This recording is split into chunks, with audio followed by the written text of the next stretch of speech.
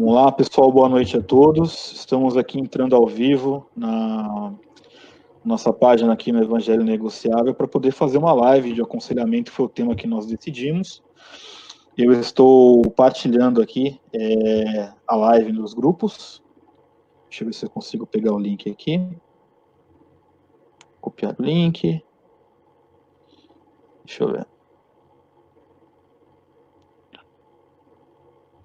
Acho que está indo aqui. Deixa eu só mandar aqui para o pessoal lá nos grupos do Telegram, no nosso WhatsApp. Pessoal que for entrando aí, quiser deixar uma boa noite aí, já pode deixar que já a gente já começa a conversar. Estamos ao vivo.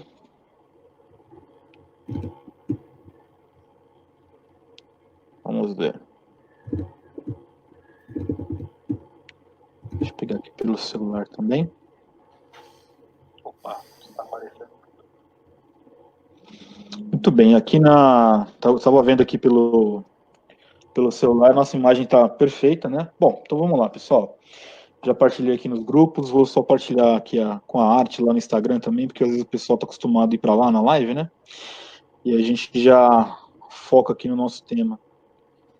Deixa eu colocar na live lá, peraí. Spark Post. O link. Eu vou escrever aqui, estamos ao vivo no Facebook.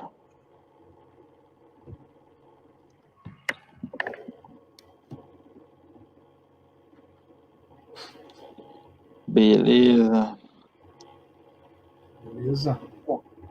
Let it go. Leclerc, mais uma vez então, meu amigo, quero te agradecer por você ter vindo aqui na nossa live.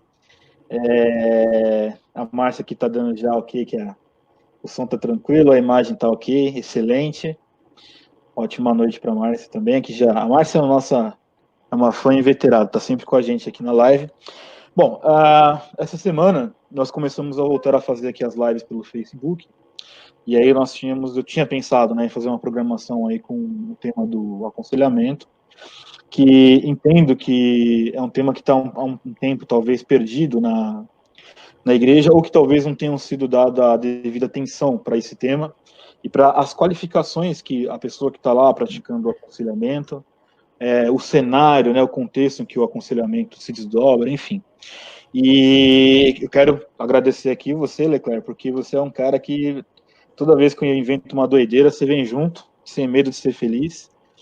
E isso é muito bom, porque a gente sabe que nós não estamos sozinhos aí na caminhada, né? Então, muito obrigado, né? E aí, Leclerc, vamos já começar essa nossa conversa aqui. Nós temos algumas considerações a se fazer sobre a questão do aconselhamento cristão. Eu acho que a primeira coisa é conceituar o que é o aconselhamento cristão, né? Existem diversos autores, até a gente estava conversando aqui um pouquinho agora antes da live, né, sobre os livros, né, aquelas indicações que a gente tem. Eu queria, começando a ouvir aí, Leclerc, na sua opinião, o que você entende ou como você conceitua o aconselhamento cristão, né, no teu ponto de vista, né, nos trabalhos que você já desenvolveu, a tua percepção em relação ao aconselhamento cristão. Bom, primeiro, boa noite, Marcos, obrigado pelo convite mais uma vez. Já é a terceira live que a gente está fazendo aí, muito legal. Legal.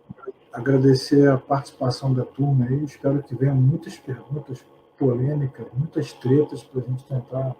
Tomara que venha. Pelo menos debater, né, que é muito bom. Exato.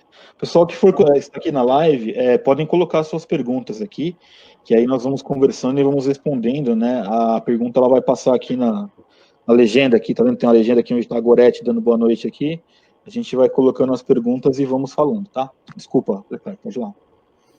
Não, tranquilo. Então, cara, o que acontece? O aconselhamento, né, esse trabalho que a igreja desenvolve, né, com a sua liderança, ela basicamente, esse trabalho basicamente é resultado do discipulado direto, né? A gente até falou sobre isso numa outra live já. Sim. Que, infelizmente, o mundo pós-moderno transformou as comunidades de fé em outras coisas completamente diferente daquilo que a Bíblia propõe. A gente já falou sobre o modelo de igreja que a gente tem hoje no Brasil, Sim. que é um modelo passivo, né? Baseado em performance, em evento. Então, as últimas décadas foram décadas onde as pessoas foram instruídas, ensinadas que ser cristão significa estar afiliado a uma igreja qualquer e participar de ministérios. Né? Então, o cara toca, canta, trabalha, ensina, faz evento, faz congresso, faz seminário, faz isso, faz aquilo, 24 horas por dia. Mas quando você olha para a história do cristianismo, para o Antigo Testamento, para o Novo Testamento, para o trabalho missionário através dos séculos, a gente aprende que, né, que o ID tem a ver com andar pelos lugares compartilhando a própria fé, né, ensinando as pessoas a guardar aquilo que nós aprendemos. Então, a gente aprende da Bíblia, aprende de Jesus e compartilha com as pessoas o que a gente aprendeu. Né?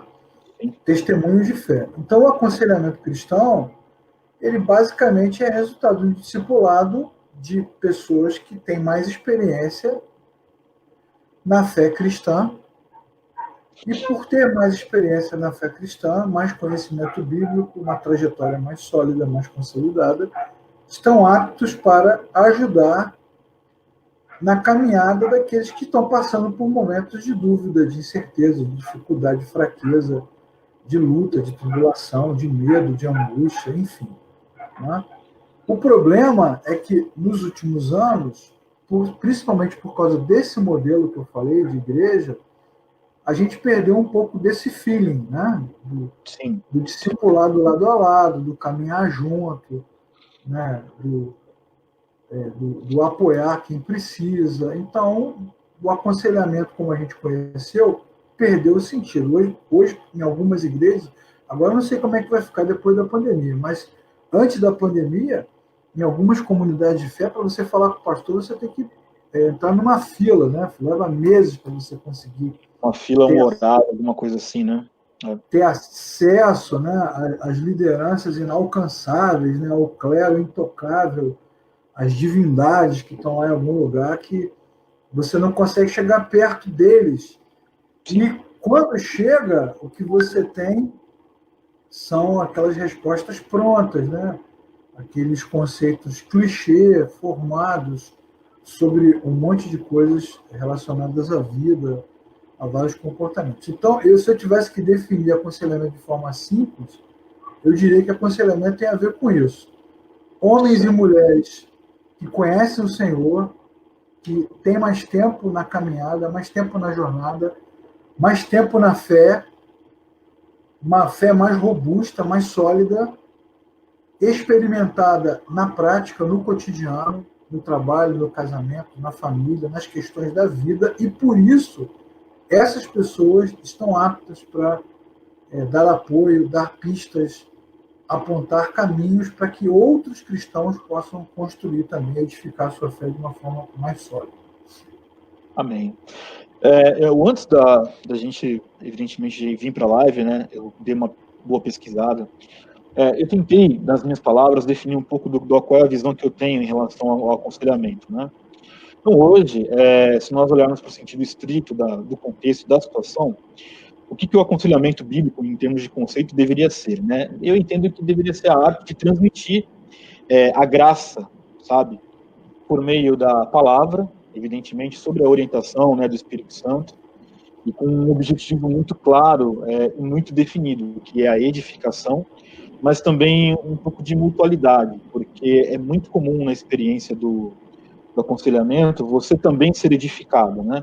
Não se trata de vomitar regras para a pessoa, não se trata de passar um sermão na pessoa meramente por falar, ou querer que ela faça o que você acha. Mas eu acredito muito que nessa transmissão da graça, né, com o ensino da palavra, evidentemente, com a sobriedade que se requer, é muito possível e viável e factível que nós consigamos também mutuamente ser edificados. Aquele que está aconselhando também ser edificado de um aconselhamento que ele esteja fazendo, né? E a gente já tem aqui uma pergunta, que é a do Marcelo, se existe um tempo para o aconselhamento, né? Eu acho que o tempo que o Marcelo se refere é por quanto tempo se conversa no aconselhamento. Eu entendo que seja isso, né?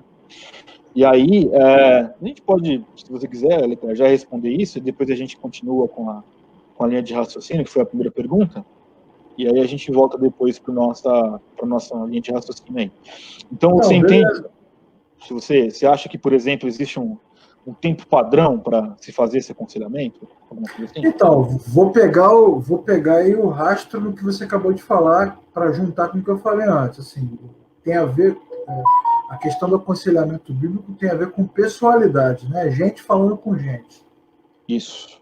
Gente falando com gente sobre a vida, sobre a Bíblia. Como é que eu vou te aconselhar sobre oração se eu não tenho uma prática de oração? Ou vou te aconselhar sobre adoração se eu não tenho a prática de adoração? Ou sobre a vocação se eu não tenho vocação nenhuma? Então, é gente lidando com gente. Nesse sentido, não tem tempo de aconselhamento, né? Porque não é uma clínica. Muito dessa. É igual um consultório que a pessoa vai lá, né? Então, senta lá, eu vou ficar aqui 1 hora, você me pagou para ficar aqui 1 hora, a gente começa a falar. Esse modelo que a gente tem, baseado em performance, em evento, em coisas, realizar coisas, esse modelo que foi criado aí nas últimas décadas, ele tirou exatamente isso, a pessoalidade, a coisa do indivíduo. Então, a gente marca um horário para conversar com alguém sobre algum problema. Isso não faz muito sentido, né? Na verdade, não tem tempo. O ideal seria que a liderança de uma igreja ou de uma comunidade de fé, as pessoas que estão à frente, quando eu digo liderança, eu estou falando de função ordenada, não estou falando de pessoas que inspiram outras, né? Que servem, que inspiram, que conduzem, que lideram com a sua vida, com a sua expressão, com o seu trabalho. Esse tipo de aconselhamento deveria acontecer o tempo todo. Você está ali trabalhando no culto, na conversa, no bate-papo, nas realizações. E hoje, né, com o WhatsApp, com as mídias, você tem muitas oportunidades para compartilhar a sua experiência, a sua vida. Mas eu quero pontuar mais uma vez o que eu já falei no início e você completou. Não existe aconselhamento que não tenha gente. Então é gente falando para gente. De imperfeito para imperfeito, né, Leclerc? De perfeito para imperfeito e de gente que vive o que está dizendo. E quando eu digo vive, tem a ver com a prática mesmo do negócio. Eu vou falar de adoração porque eu tenho me esforçado para adorar. Eu vou falar de família porque eu tenho lutado para manter a minha. Eu vou falar de trabalho porque essa tem sido a minha busca diária. Então, nesse sentido, não tem tempo para aconselhamento. Você pode até marcar um horário para conversar. Eu quero marcar um horário para conversar consigo porque eu vou reservar um tempo, mas isso é apenas uma mera formalidade. A gente não precisa disso, não. Tá. Eu coloquei aqui um comentário aqui da Ellen que eu achei bem pertinente, né? Eu acredito que o aconselhamento envolve experiência, conhecimento bíblico e, acima de tudo, misericórdia. Muito pertinente. E Gisele chegou aqui. Boa noite, Gi. Boa noite, Sheila Cabral também. Boa noite, muito Gisele. Bom, Gisele. Boa noite, Sheila. Isso aí. Perfeito, Leclerc. Eu acho que começamos então bem com essa pergunta aqui do nosso irmão do Marcelo. Então, vamos em frente, né? Após esse conceito que nós acordamos aqui sobre o aconselhamento, né? Partindo dessa premissa, gente falando com gente, né? Existem algumas atitudes que eu separei aqui, que eu fiz algumas anotações. Eu não estou dizendo que isso aqui é um manual único e definitivo sobre o comportamento que eu entendo que alguém que está na posição de aconselhar a outra pessoa deve seguir, mas eu acredito que são conselhos úteis e que eu gostaria de partilhar também com você e ouvindo tua opinião conforme nós vamos falando, conforme nós vamos desenvolvendo aqui no nosso raciocínio, tá? O primeiro dos pontos que eu coloco aqui, Leclerc, sobre o papel do conselheiro. O que o conselheiro precisa ser e ter na sua atitude prática em relação a ir aconselhar alguém, né? Então, o primeiro deles, eu sei que é uma palavra que pode estar um pouco em desuso, né, ou excessivamente usada de forma talvez não correta, mas eu coloquei como a empatia, né, porque quando você olha a etimologia da palavra empatia, né, ela é o oposto da antipatia. Então, a empatia é você sentir dentro, é como se você estivesse no lugar da pessoa. E, nesse sentido, eu acho realmente que há uma falha muito grande nas nossas formações, que eu digo, desses cristãos que estão aí querendo fazer esse tipo de trabalho cristão do aconselhamento, porque é muito nítido que... eu já atendi muitas pessoas falando que foi buscar conselho e percebeu que o conselheiro não estava dando devido atenção ao caso, né? Aquela empatia, um pouco daquilo que nós falamos sobre a diferença entre ouvir e escutar a pessoa. Muito bem. Qual é a tua percepção deste ponto aqui? Olha, da empatia? Isso. Então, cara, assim, como é que eu posso expressar? Tem que tomar mais cuidado com as palavras. Cara, Precisa, né? Olha... muito da igreja hoje é fake, né, cara? Assim, é fake, pô. Você não tem uma relação concreta, objetiva com aquela comunidade onde você está. Então, o discurso é frio, ele é vazio, né? Ele é vazio. Vou dar um exemplo que não tem nada a ver com igreja, mas que resume muito bem o que eu acho. Antigamente, 30, 40 anos atrás, quando você não tinha as arenas de futebol, tinha os estádios, o Maracanã, o Pacaembu, São Paulo, né? O Mineirão, não era arena, eram os estádios. Então, no Maracanã, por exemplo, tinha a Geral. Não sei se você chegou a conhecer a Geral, tinha fosso. Então, vi o torcedor do Flamengo, lá do Fluminense, do Vasco, do Botafogo, lá da Baixada Fluminense, de trem, pagava R$1, R$2 para ficar em pé, às vezes na chuva, durante 3, 4 horas, e aí o time ganha, ele chora, o time perde, ele chora, né? O nego jogando o saco em cima dele, e aí ele respira, ele se emociona, porque ele tem paixão pelo time. Eu me lembro até quando o Corinthians construiu o Itaquerão, eu me lembro de uma reportagem que eu assisti dos torcedores que não tinham dinheiro para entrar e ficavam torcendo do lado de fora. O cara saía de casa, ia para o Itaquera e ficava do lado de fora. Então ele tem uma relação de paixão com o time, de amor, de emoção, né? Pega a camisa, esfrega na cara. Quando vieram as arenas, o que o futebol se tornou? Um teatro, um espetáculo. Né? Então o cara compra ingresso, cadeira numerada, vende carro, tudo bonitinho, come hambúrguer, celular. Se perdeu, ganhou, tanto faz. Não tem uma relação, a verdadeira torcida muitas vezes não tem acesso, porque não tem uma relação de amor, de paixão. Então, a primeira coisa que nós precisamos nos perguntar é se nós estamos numa igreja, numa comunidade de fé, onde nós realmente fomos plantados por Deus ali, se nós amamos aquele lugar, aquele rebanho, aquele aprisco, amamos servir ao Senhor ali, amamos os irmãos, porque essa relação é que gera empatia. Então você vai ouvir a pessoa, né, ou vai ser ouvido se tiver um link, né, se tiver uma conexão que envolve a missão, envolve a paixão, o amor de estar ali. Né? Esse link, que não é fake, né? É a mesma coisa do cara que estudou, por exemplo, engenharia ou medicina e não consegue se realizar profissionalmente, aí vai dar aula para poder fazer um bico, né? Ganhar mais um dinheirinho. Só que não ama ensinar, não ama o aluno. Então dane-se o que acontece ali, fala, entendeu, não entendeu, não sei o quê, o cara está ali, doutor. Quantas aulas, você já deve ter passado por isso, Marcos, você que está nos assistindo. Quantas aulas você assistiu, o cara era doutor, pós-doutor, formado em outro planeta, em outra galáxia, sabe muito, mas não sabe transmitir, não tem link com o aluno. Então, o problema do aconselhamento, muitas vezes, passa por isso. Assim.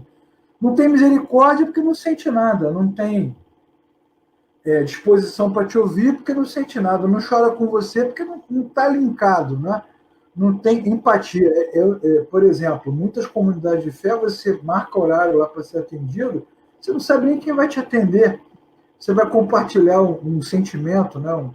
um pensamento, uma ideia, um sonho com alguém que nem te conhece, não tem convivência com você. Então, assim, eu sou de um tempo onde eu comecei a trabalhar na igreja, Marco, com 15 anos de idade. Então, hoje eu trabalho apenas como professor, né? Mas eu tive uma trajetória de mais de 30 anos de ministério. Eu toquei antes de ensinar e pregar, eu fui músico, né? A gente sempre começava pelo Ministério de Música. E a gente tinha uma banda, e essa banda, nós andamos muitos anos juntos. Então, nós madrugadas juntos, finais de semana juntos, feriados, nós brigamos juntos, choramos juntos, cantamos juntos, rimos juntos. Fizemos uma amizade. Até hoje, se você reunir a banda, fizer 1, 2, 3, a gente toca umas 20 músicas, com introdução, com solo, com tudo, porque a gente teve uma trajetória. E é assim que você constrói um bom aconselhamento. A partir de uma jornada. Então, empatia com o quê? Se a gente não tem link, não tem relação nenhuma, né? Não tem nada, né, que nos atraia, que nos conecte. Nós não temos uma missão em comum, um olhar em comum, um choro em comum, não temos nada. Muitas igrejas, muitas comunidades de fé são enormes, as pessoas nem se conhecem. Né? Você vai, não vai, não faz a menor diferença. Então, a gente precisa, para que haja empatia, a gente precisa rever o nosso modelo, né? A nossa maneira de fazer. Né? Me permita partilhar uma experiência minha. A Ellen fez aqui uma pergunta, e a Gisele também, depois a gente responde, mas antes de responder, eu queria partilhar uma experiência. Aí. Tá aqui eu consigo depois trazê-las de volta na tela aqui. Eu confesso que estava me lembrando aqui que eu participei muitos anos de um papel de conselheiro nas igrejas às quais eu passei, né? E quando eu tinha 17 anos, eu era super jovem, né? Tava começando a me envolver um pouco mais com a igreja. Nessa época eu também era músico, né? Tocava bateria, eu estava começando a sair um pouco desse mundo do louvor para ir um além daquilo que era, né, o Ministério de Louvor. E aí eu comecei a atuar num grupo que era um grupo de apoio aos usuários de drogas e familiares, né? E nós tínhamos, a igreja tinha uma comunidade terapêutica, né, uma casa de recuperação, onde nós direcionávamos, né, os usuários, e enquanto os usuários estavam lá, nós fazíamos as reuniões na igreja com a família dos usuários, né? E eu me lembro que eu estava realmente num piloto automático muito grande, quando eu também era super jovem, não justifica, mas eu me lembro que eu passei por um quebrantamento muito grande dentro dessa questão de aconselhar as pessoas, né? Eu me recordo de uma senhora que tinha um filho que já tinha tido muitas recaídas, e toda vez que ela vinha falar comigo, eu falava com ela, tal, não, olha, tal, não sei o quê, pipipi, tal, e eu respondia, mas eu realmente não respondia com uma empatia que essa mulher me ensinou a ter, né? E isso me marcou muito porque uma vez o filho dela fugiu da clínica. E aí ele foi encontrado morto. O filho dela realmente não conseguiu seguir um caminho de recuperação e morreu. E aí ela continuou indo na reunião, e na primeira reunião pós-morte dele, né, ela veio falar comigo, claro que nós estávamos chateados e tal, né, e aí quando ela veio falar comigo, né, eu peguei, né, comecei a falar com ela, falei, olha, poxa vida, lamento, né, tudo. Ela olhou para mim, ela não falou um A, cara, ela não falou nada para mim. Ela veio, me abraçou e começou a chorar. E eu tive quase que um surto, né? Comecei a chorar junto, de soluçar mesmo. Imagina. E ali, nesse momento, você vê, isso eu tinha 17 anos, eu tenho 38 hoje, né? Já fazem mais de 20 anos. Eu nunca me esqueci desse dia, porque foi nesse dia que eu comecei a entender o que era uma empatia cristã, é chorar com os que choram. Então isso me marcou de forma muito profunda, porque dali para frente, até hoje eu fico um pouco emocionado quando eu lembro disso. Dali para frente, eu fiquei por mais 6 anos tomando conta desse pessoal que tinha problema com familiares que tinham problema de vício, né? Ali foi o meu primeiro ano e eu fiquei mais 6 anos tomando, assim, sendo líder desse projeto, né? E isso me deu uma experiência cristã excelente. Consegui realmente aprender o quanto Deus se move nestas coisas. E essa mãe desse rapaz, volta e meia ela manda um zap para mim, para perguntar se eu estou bem. Olha para você ver como são as coisas, né? Bacana. E eu já tive a oportunidade de agradecê-la sobre tudo isso, enfim. É uma experiência que foi visceral, pelo menos para mim, né? Então, vamos lá. Aqui a Ellen, voltando à pergunta dela, a dificuldade de hoje... Mas antes de você fazer a pergunta, eu acho que esse depoimento que você deu é muito legal, porque tem a ver com o que a gente está conversando desde o início da live, já falamos em outros também. Então, esse modelo, de novo, né, o problema do aconselhamento, para mim, passa diretamente pelo modelo. Nós somos ensinados ensinados a desejar a vitória, mas não somos ensinados a lidar com a derrota. Sim. Nós somos ensinados a buscar a cura, mas não somos ensinados a lidar com a doença, nem com o sofrimento. Todo modelo prepara você só para o triunfo, para o triunfo, para o triunfo, para o triunfo. Mas você nunca está preparado para a fragilidade. Então, a sua experiência, que mexeu com o seu coração e te emociona até hoje, ela é fruto de um momento de fraqueza, de fragilidade, de total rendição. Você não sabe o que fazer, você não sabe o que dizer. Foi exatamente isso que você está falando, porque chegou lá, e eu me lembro que, sendo bem franco, né, que antes de encontrar com ela após a morte do filho dela, eu ainda saí de casa pensando, poxa, eu vou encontrar com ela, o que eu vou falar para ela? Você fica com isso na cabeça. Pois né? E aí você pensa, não, vou fazer como, né, de forma quase que automática, né? Não, vou falar que Jesus é bom, que Deus sabe de tudo, né?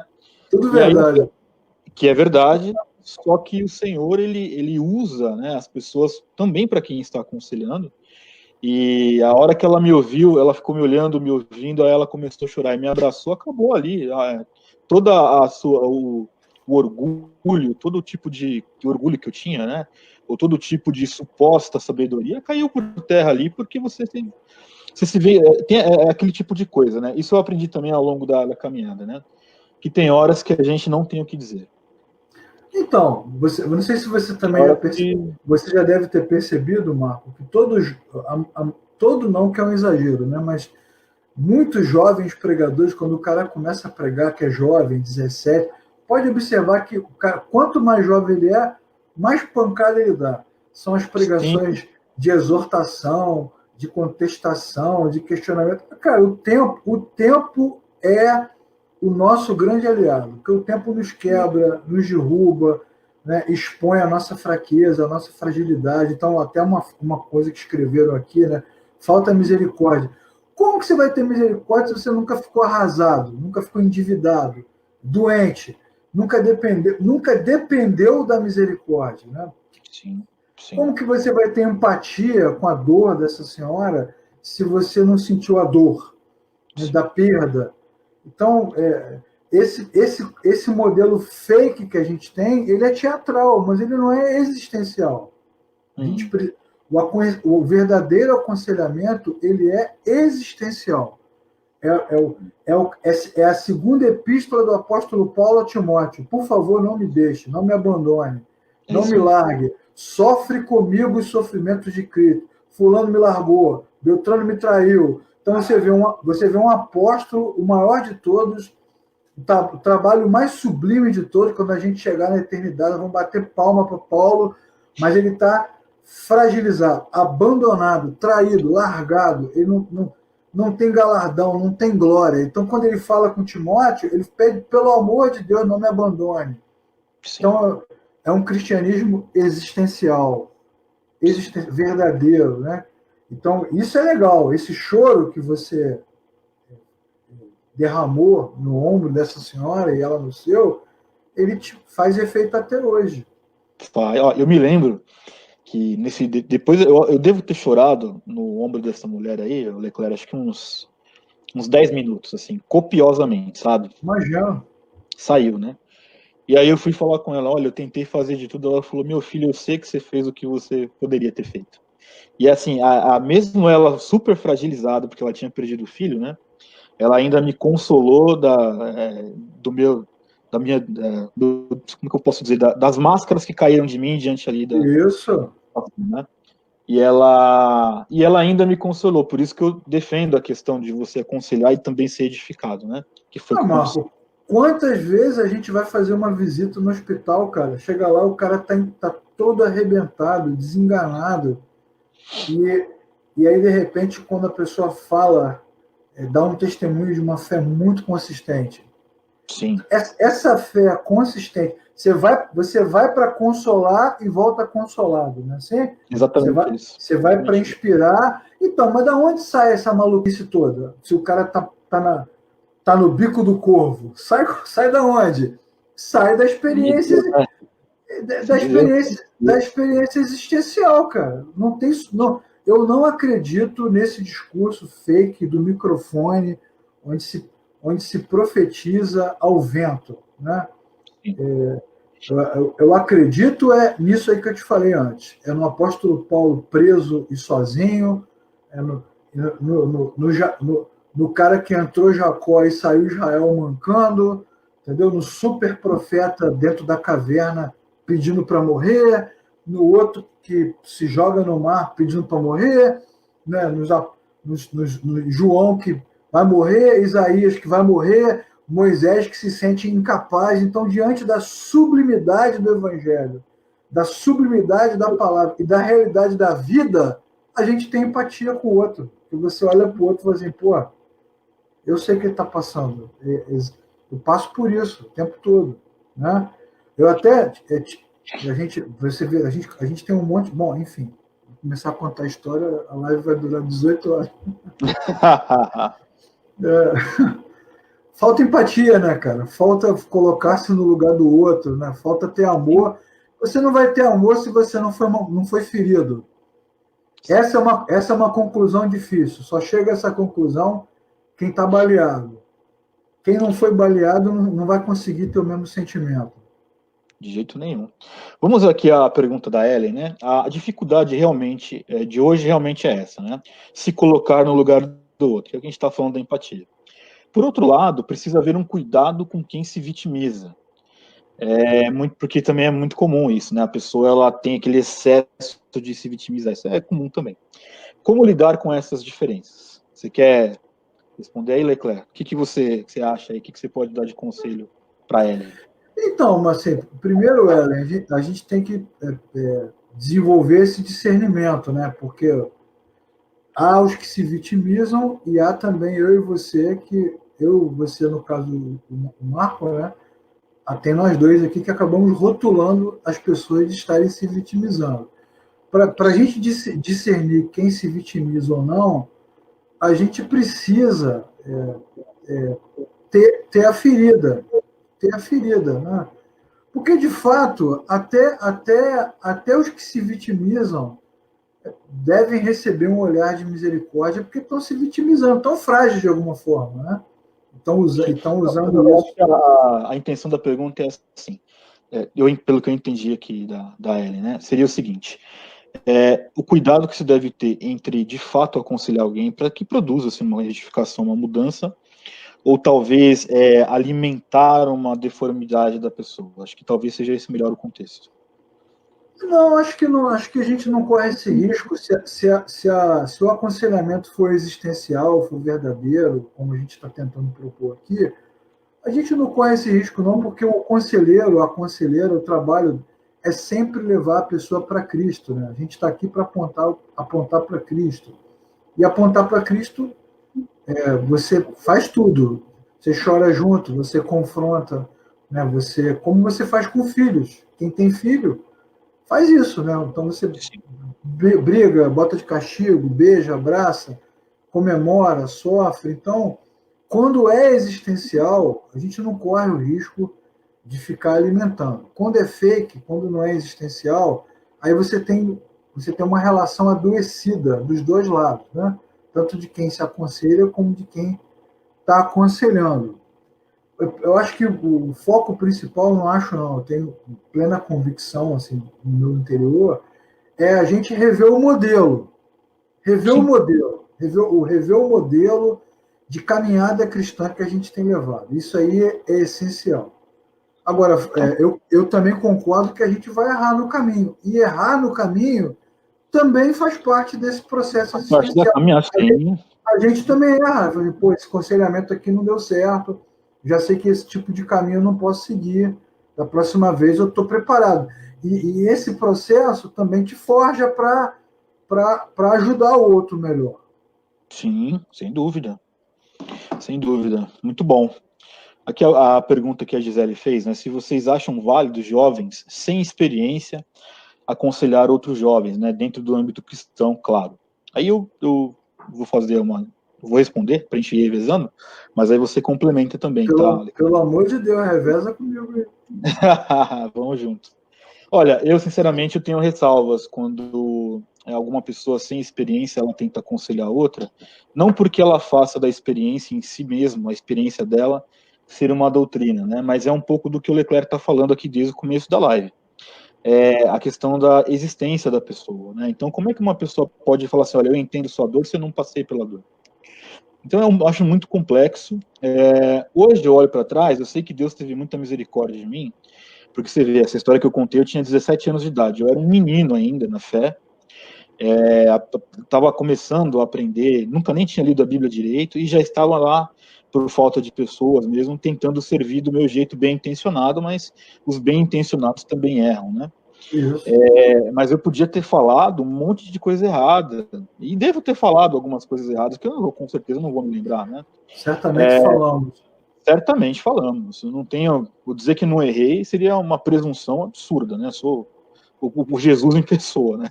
Então é óbvio que longe de mim pensar isso, mas partindo desse existencialismo, da existência das pessoas, eu tenho bastante ressalva que pessoas que não tenham uma caminhada do evangelho, uma solidez bíblica doutrinária, não tenham esse perfil com essa empatia, com essa questão, né?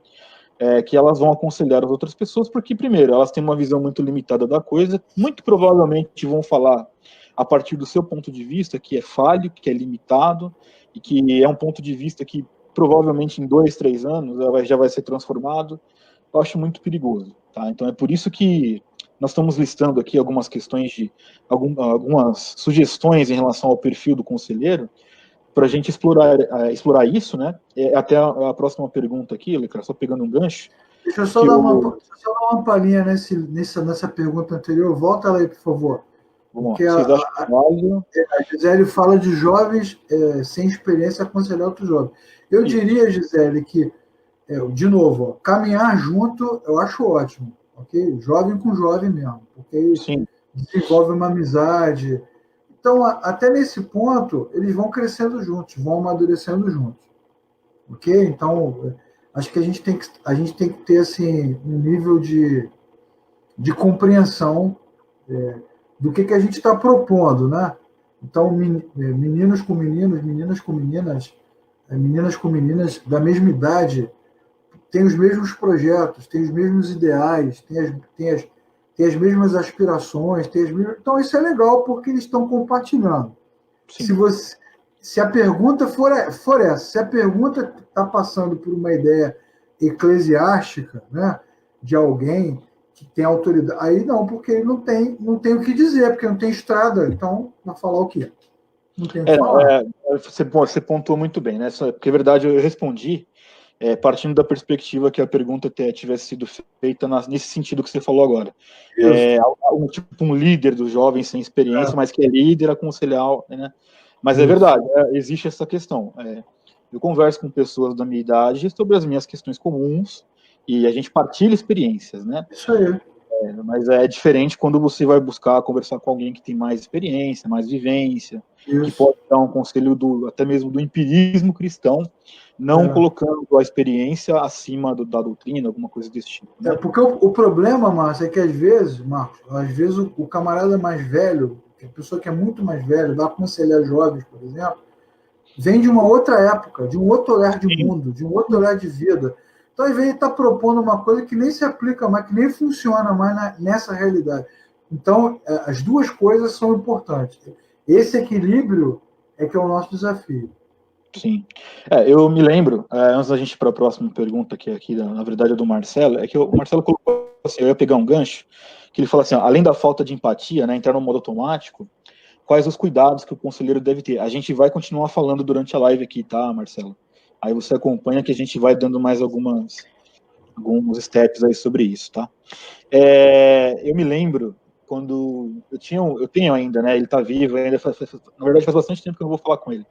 Mas a gente, na caminhada cristã, a gente acaba encontrando alguns mentores, né? No sentido de, poxa, é um pastor que eu confio, que eu posso ser eu com ele mesmo, ele vai me entender e tal, né? E era bem interessante, cara, porque um desses mentores eu dava risada da forma que ele falava comigo, né? Ele chegava lá, né? Ele conversava com ele. Eu não sei nem se ele tá assistindo essa live aqui. Depois eu vou descobrir se ele tá assistindo essa live, né?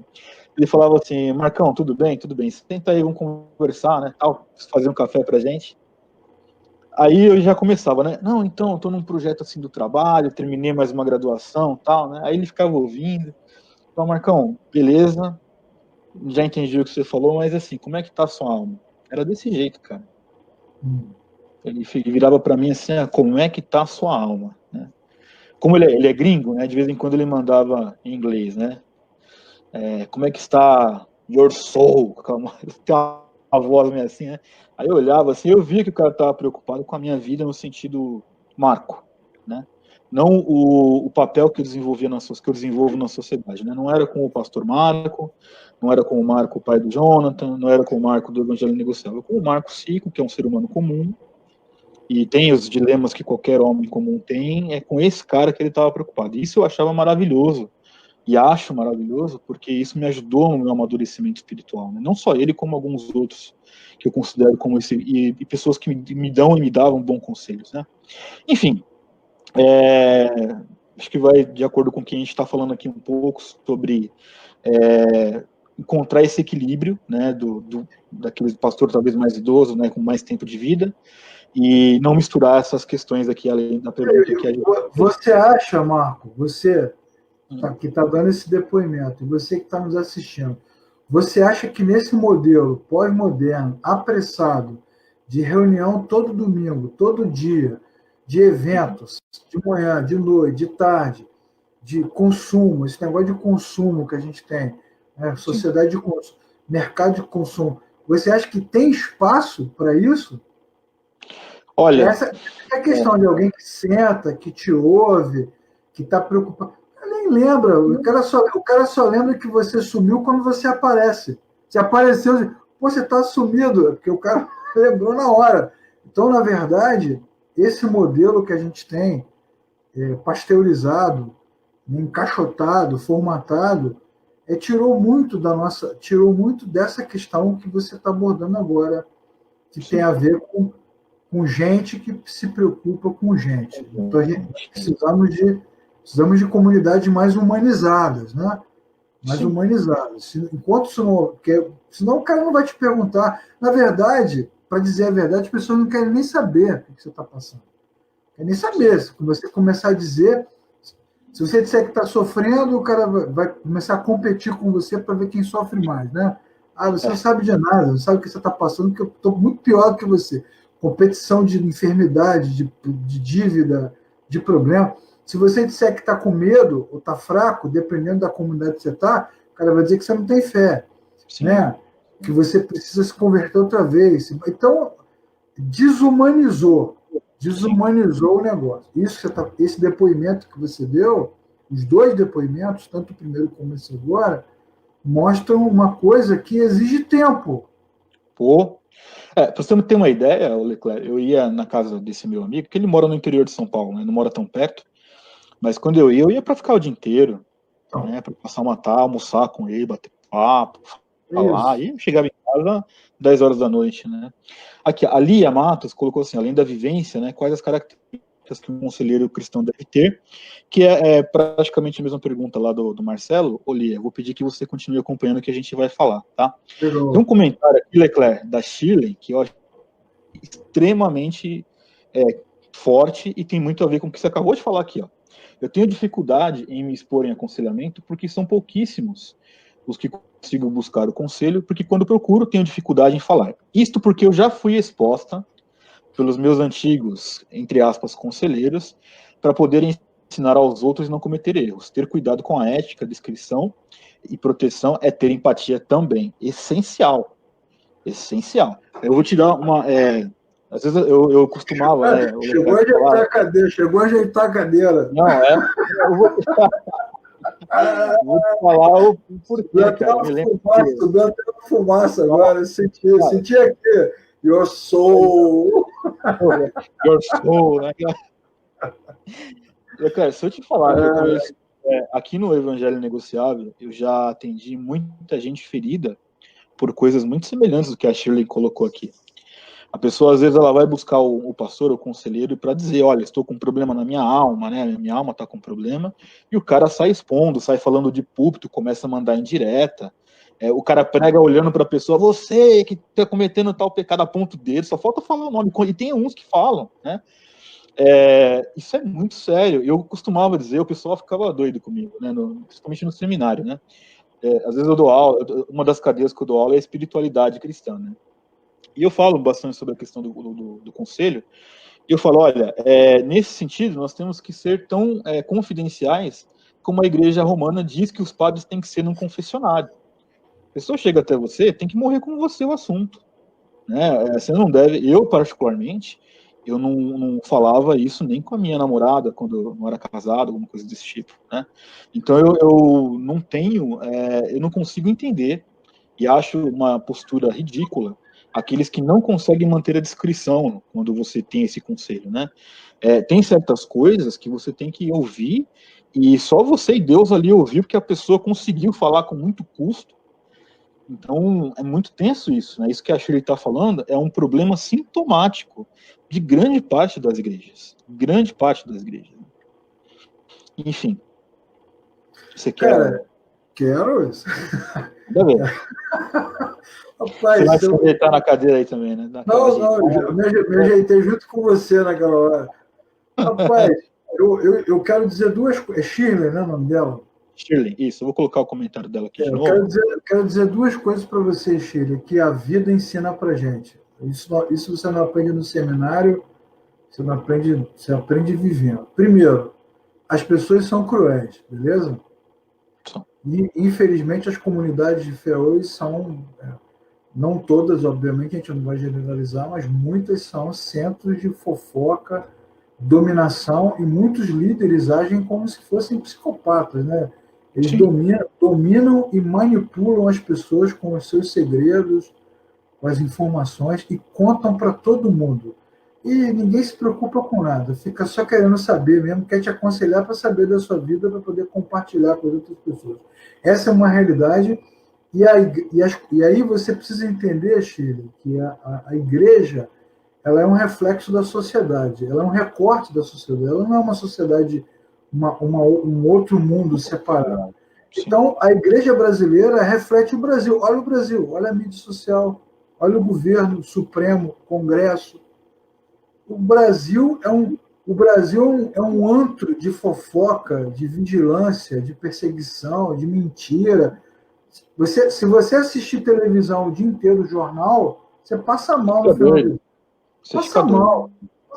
Sim. Então, isso, né? E muitos líderes evangélicos estão nessa linha na televisão, na internet. Nesse sentido, a igreja brasileira reflete a realidade brasileira, que é essa mesmo: fofoca, corrupção, falta de ética, todo mundo vigiando todo mundo, enfim.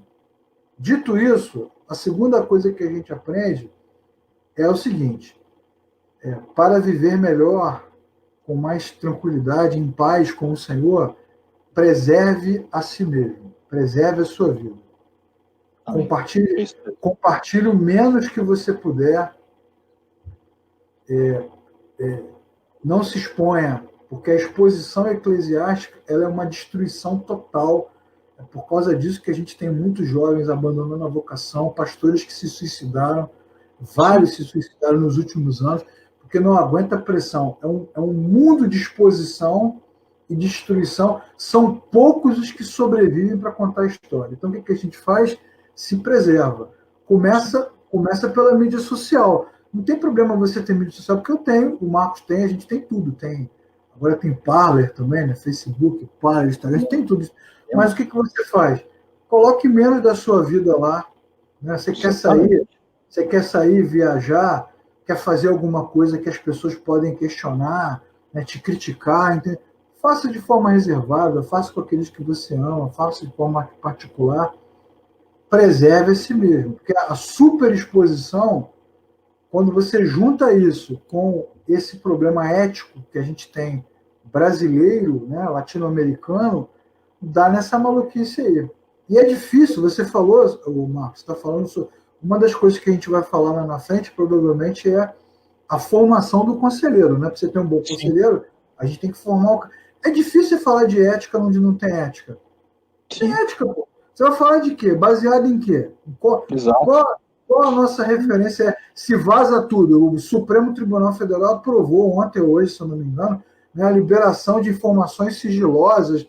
Da Lava Jato, né, para os caras. Está tudo liberado. Então vai ter acesso a renda, receita, imposto de renda, dados fiscais de todo mundo. Então, como que você vai ensinar sobre ética se você não tem ética? Então, esse é um problema. A gente tem um problema sistêmico, endêmico, epidêmico. Então, Chile... Sintomático, né, detectável, tácito, claro.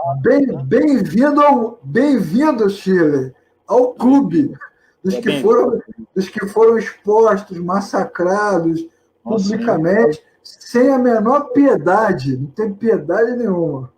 A cera de Deus, né, Leclerc? Graças a Deus, a graça nos alcança, né? Nesse meio termo, como você disse, só Deus só a graça de Deus que nos alcança, que nos sustenta nessas horas.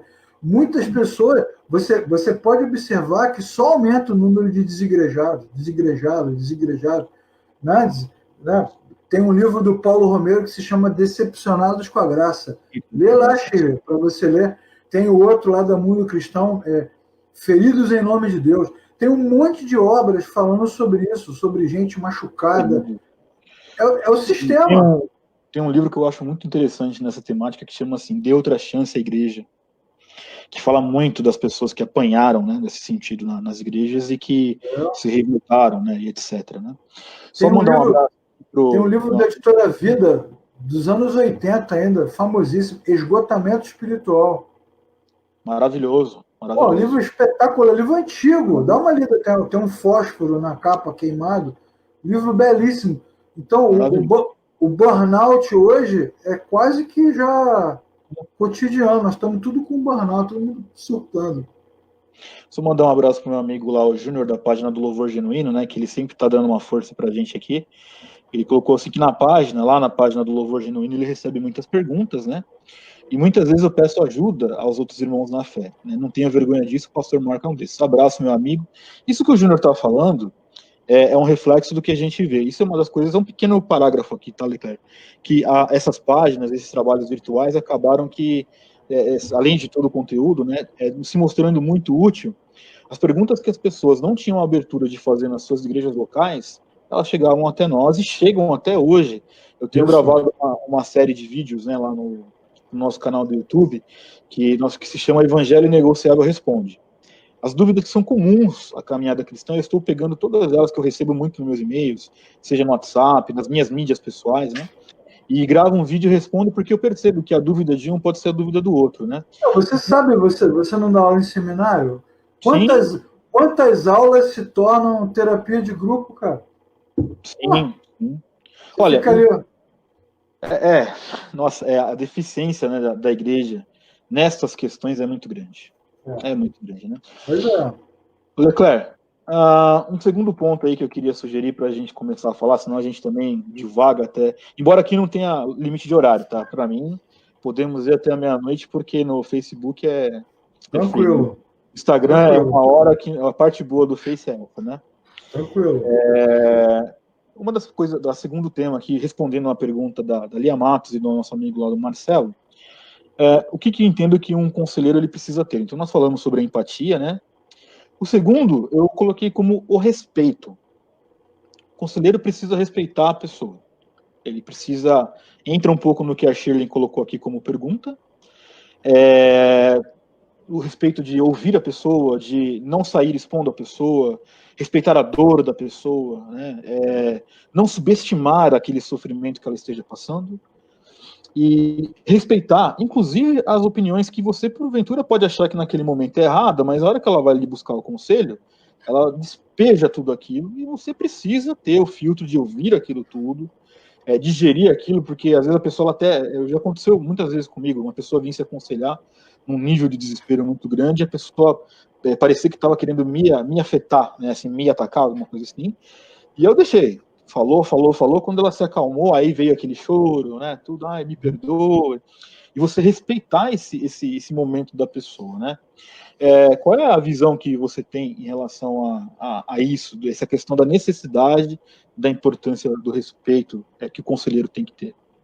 Então, primeiro voltando à questão da empatia, eu acho que o conselheiro, hoje, principalmente nesse tempo, ele precisa ter competências socioemocionais, tá? Empatia, resiliência, autoconhecimento, porque tem a ver com o mundo que a gente vive. Então, empatia talvez seja uma das principais dessas competências. Agora, com relação ao respeito, eu acho que, de novo, o respeito ele brota de uma alma que está vagando na vida, porque você só, só respeita. Você só respeita o que você teme, cara. Assim, você respeita a dor do outro, ou porque você está nela, ou porque você já passou por ela, né? Então, assim, uma das coisas que o conselheiro, quem aconselha, precisa ter é estrada.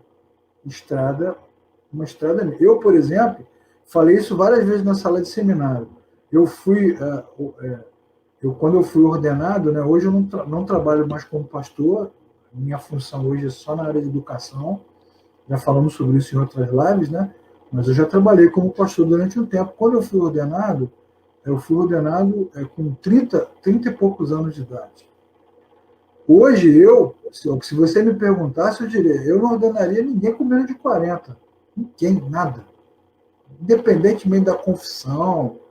Por quê? Porque o cara precisa ter uma trajetória de vida, de erros, acertos, problemas, porque essa estrada, né, o cara que trabalhou, viveu, casou, viajou, curtiu, fez um monte de coisas e agora tem mais firmeza da sua vocação, é que ajuda você a respeitar. O respeito está aí. Sim. Você respeita o aluno que tem dificuldade em aprender se você também tira nota baixa. Mano. Se só tira nota alta, você acha que você vai chamar o cara de burro. Né? Então você respeita por isso. Esse respeito, você respeita a doença quando você tem uma doença crônica. E aí você respeita. Né? Eu sei, porque também já vi tanta coisa, né, cara? Eu não estou tão velho assim, mas já vi muita coisa. Já vi muita gente ir para o púlpito dizer: você que fica aí de mimimi, reclama de tudo, murmura de tudo, é porque você não tem fé, não conhece o teu Deus, porque a fé não duvida. Essa frase, a fé não duvida, eu ouvi muitas vezes. Eu quero dizer para você que está assistindo a live, ou vai assistir agora ou depois, a dúvida faz parte da caminhada, meu chefe. Quem não duvida não faz pergunta. Se não tem lugar para dúvida, não tem lugar para fé cristã. A gente não duvida de Deus. Mesmo assim, não duvida de Deus, porque Deus, na sua infinita graça, coloca a sua fé dentro de nós e nos segura até quando a gente está com raiva dele, ou está triste com ele, ou decepcionado com ele, ou está distante, né? Mas, de fato, você entende a dúvida, o medo, a fraqueza, porque você passou por ela. Aí você passou por ela, né, passou por essas fases, então agora você está pronto, né? Está pronto para ter respeito. Eu acho que o respeito, Marcos, a gente não ensina no seminário, entendeu? É a vida que ensina. Então as comunidades de fé precisam ter um RH de conselheiros. Tem que ter um recrutamento e seleção de conselheiros que leve isso em consideração. Sim. Vamos botar você aqui para tratar com... Você falou, por exemplo, de dependência química. Vamos pegar alguém aqui da nossa comunidade que passou por isso, né, por essa dor, ou viciado, ou tem alguém viciado na família, né, ou tratou com isso, ou é médico. E aí, vamos pegar essa pessoa para lidar com esse tipo de gente. Né? Vamos pegar aí, essa estrada faz você respeitar o cara. Quem não viveu, né, cara, não respeita. A gente está no tempo da polarização, ninguém está respeitando nada. Sim. Olha, aqui até o Júnior lá do Louvor Genuíno colocou, né, que o conselheiro tem que ter estrada, né, que é a frase que você colocou, né, exato. Por isso, quando o assunto está além, para mim, eu procuro ajuda para ajudar a quem precisa. É isso aí. Essa é a ideia, né? Olha só, Leca, que coisa. A gente já falou, mas eu vou pontuar aqui que o terceiro ponto que eu ia propor para a gente falar sobre o conselheiro era justamente o que? O sigilo. É que a gente já se antecipou no sigilo, já falamos aqui, até arrumei a cadeira para falar do sigilo, né? Então eu queria ir no próximo ponto para a gente falar. Eu coloquei aqui como quarto ponto sobre a impressão que os conselheiros têm que ter, seria a sobriedade. Alguém aqui escreveu pedindo para a gente indicar livros. Então, assim, sobre esse assunto do sigilo... Eu passei aqui já, olha só. Eu coloquei aqui o que nós tínhamos falado. Ó. É o Feridos em Nome de Deus, Esgotamento Espiritual, Dê Outra Chance à Igreja. Se você tiver mais algum, você pode falar aí. Eu quero falar de um que tem a ver com esse assunto, que é o Ética Ministerial das Edições Vida Nova. Livro ótimo, que fala exatamente sobre isso. Ética Ministerial, livro bom pra caramba, fala sobre esse assunto. Pastores, líderes que se tornam reféns das suas igrejas. Tem um capítulo, né, que fala sobre isso. É cúmplice ou conselheiro, né? Muito legal. Bom. Olha só, aqui o comentário, né, que acho que já a gente pode ir para o próximo ponto já, pegando o gancho aqui do Júnior, né, do Louvor Genuíno, né?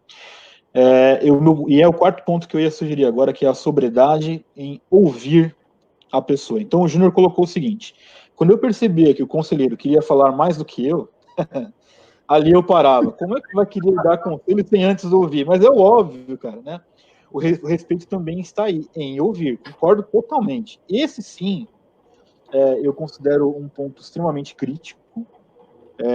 E nós falamos, lembra que até nós conversamos, eu e você, Leclerc, na semana, quando a gente ia falar sobre essa live? Foi. E até você mesmo falou para mim assim, Marco, só esse ponto do ouvir a pessoa, a gente podia ficar 1 hora falando dele. É verdade, você tem toda a razão. É incrível como as pessoas elas têm uma concepção tão errada de dizer o seguinte: olha, eu vou aconselhar alguém, então essencialmente eu vou servir alguém. Para eu servir esta pessoa, para eu me humanizar com essa pessoa, para eu entender o que ela precisa de orientação, a premissa básica da coisa é ouvir.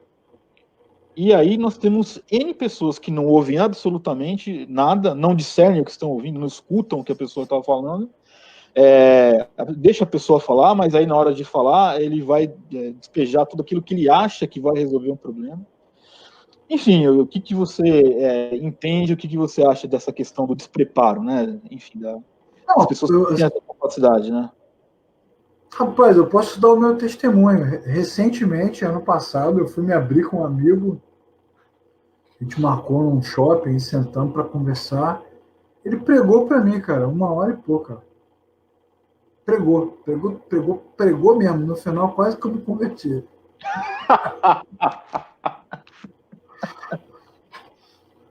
Assim, muitas coisas que nós falamos aqui são importantes, mas se tem uma coisa que me incomoda, é essa mania, que eu já até falei antes aqui, da competição. Você vai falar do problema assim, cara, machuquei o dedo. Pô, tu machucou o dedo, tu não sabe de nada, tem que ver o meu aqui que eu amputei. Cara, eu tô com a diabetes. Diabetes é fraco, eu tô com câncer. Então, existe uma necessidade que é inerente ao ser humano e mais um sintoma desse modelo religioso falido que a gente tem no Brasil de competição espiritual. Então, vamos pontuar aqui a diferença entre escutar e ouvir. Ouvir tem a ver com ruído, vibração, né? Então, você está trabalhando... Eu, por exemplo, gosto de trabalhar ouvindo música. Ou então, com debate de futebol. Adoro debate de futebol, aquele debate de 4 horas que não chegou a lugar nenhum. Os caras ficam falando, adoro aquele... igual uma lavagem cerebral. Não está acontecendo nada. Então, estou trabalhando ali, então os caras falando, ou então está a música tocando. Isso é ouvir. Você tá ouvindo, né? A vibração, o barulho. Você está dirigindo o carro, de repente tem um barulho que você não reconhece. Que barulho é esse? Sim.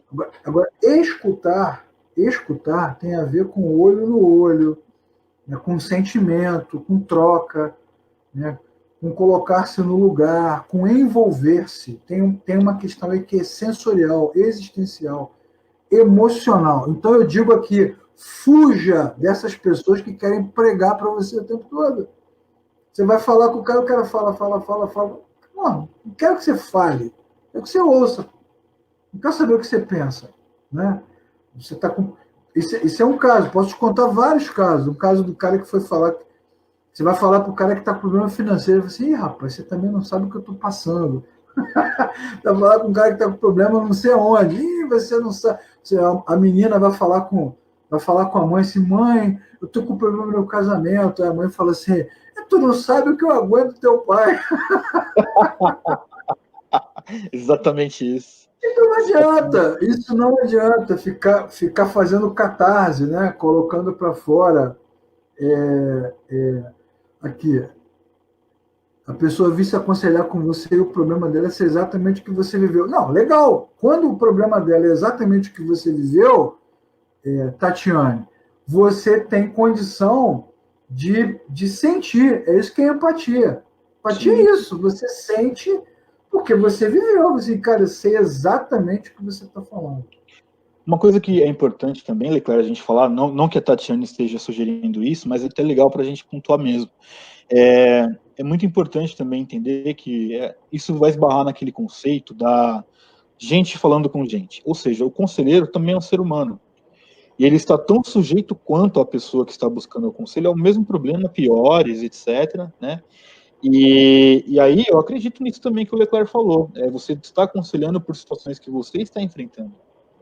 Isso é empatia.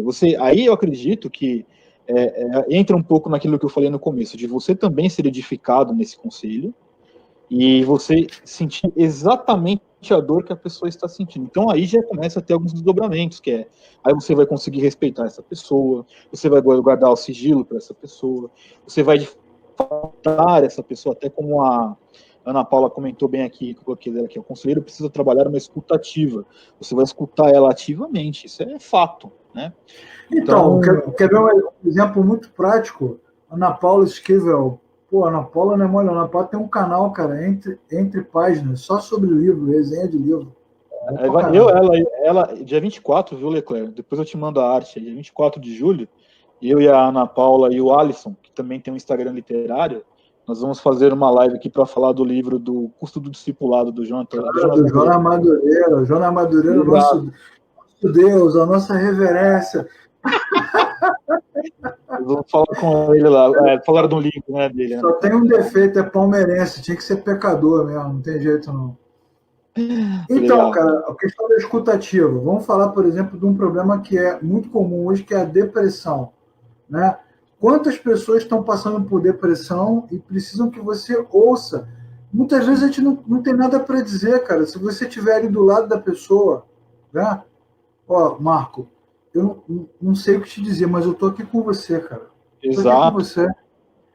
Isso, mesmo que você não tenha nada para dizer, já é ouvir, já é escutar. Né? Não fica assim, não, né? O cara está querendo se matar. Fica assim, não. Levanta, sacode a poeira. Falando disso... Não adianta. O meu amigo Alisson Bruno, que eu não vou conseguir... Dá um sorriso, né? Bota uma roupa nova, sai para comemorar. Cara, aí não dá. Esse meu amigo Alisson Bruno, que a gente vai fazer a live, né? Inclusive hoje ele mandou para mim, que eu não vou conseguir pôr aqui na tela, né? Mas depois eu mando para você. Ele mandou uma charge para mim dizendo o seguinte, né? E Marcão, eu sempre lembro de você quando eu vejo essas coisas, né? Aí tinha um senhor na charge, aí tinha uma legenda assim, ó. Aí você tá lá triste, vem uma pessoa e fala assim, ó, não fica triste. Aí você fala, agora sim, não tô mais triste. Mas a proposta das igrejas contemporâneas é a mesma. Né? Você que está passando por um problema, vem aqui na frente. Então, né? Como é que é? Ocus pocus, né? Pô, cara, não vai. A Tatiane, que falou antes, a Tatiane Saturnino, ela falou assim: como não misturar as bolas? Eu diria a você, Tatiane, não tem como não misturar o tempo, a estrada, a experiência, a idade, é que vai ajudando a gente a separar as coisas. Isso não se ensina, isso não é um. Né? É por isso que os seminários de teologia hoje tem aula de aconselhamento, os caras não sabem aconselhar. É porque isso não se dá em aula, cara. Isso não se dá em aula. O que você dá nas aulas são os princípios. Mas com o tempo é que você vai aprendendo, né, a lidar com as suas questões, com as questões do outro. Agora, como não misturar, não saberia te dizer. Eu acho que o mais legal dessa live é que eu e o Marcos não temos respostas prontas para dar. Não. O que a gente tem são as pistas, né? São as dicas. A gente aponta um caminho, caminhos pelos quais nós já passamos, já tropeçamos nesses caminhos, já ficamos na beira do caminho algumas vezes, alguém veio e nos levantou. Isso aí, a pessoa está quase pulando do prédio, o conselheiro está em pecado e manda orar. Aí que ela pula mesmo. Não, aí assim, ó, eu falo para você que eu já experimentei situações dessas, tipo assim, ó, a pessoa tá lá querendo se matar e tal, aí vai lá o pseudo-conselheiro, olha, não fica assim. Cara, eu acho que não é o início da conversa, não pode ser esse, né? Não pode, você tem que ouvir a pessoa. Exato. Tem que ouvir, tem que estar perto, né? Quando a gente fala do existencial, é isso, é você estar perto, né? Você está presente, seja lá para o que for. Porque as nossas comunidades de fé, elas foram fundamentadas, construídas num cristianismo que julga e acusa o tempo todo. Julga, acusa, diagnostica. É isso, é aquilo. E não é assim que a vida funciona. A vida, como tem uma antiga amiga que sempre dizia, a vida não tem ensaio, meu irmão, não é uma peça que você ensaia. A vida vai te atropelando. Vai te atropelando. Valendo o tempo todo. É o tempo todo valendo. Né? Então, exatamente, não tem Ctrl-V, não tem Ctrl-Z. Que bom seria se tivesse Ctrl-Z, né, para a gente poder voltar, mas não volta. Então, nesse sentido, a questão da depressão, tem um curso que a gente dá no Rio, eu e a psicóloga Valéria Figueiredo, a gente dá um curso dividido em 4 etapas, que é amor próprio, ansiedade, depressão e suicídio. A gente faz as palestras. Na verdade, não são palestras, são rodas de conversa. Né? E nesses 2 anos que a gente vem trabalhando nesses temas, nas rodas de conversa, o que a gente mais vê, você pode fazer o curso onde for, Marco, você pode fazer num condomínio, num clube, numa biblioteca, numa escola. A cada 10 pessoas, 15 são crentes. Sim. Entendeu? Sim. Acredito. Todo mundo surtando, tomando remédio, dando remédio para criança, dando remédio para adolescente. Por quê? Porque não existe um diálogo e uma construção relacionada a essas questões que são mais existenciais. Então, eu diria, com muita tranquilidade, sem ter medo de exagerar nem pecar, Deus me guarde desse mal, que a igreja contemporânea perdeu o fio da meada. Sim.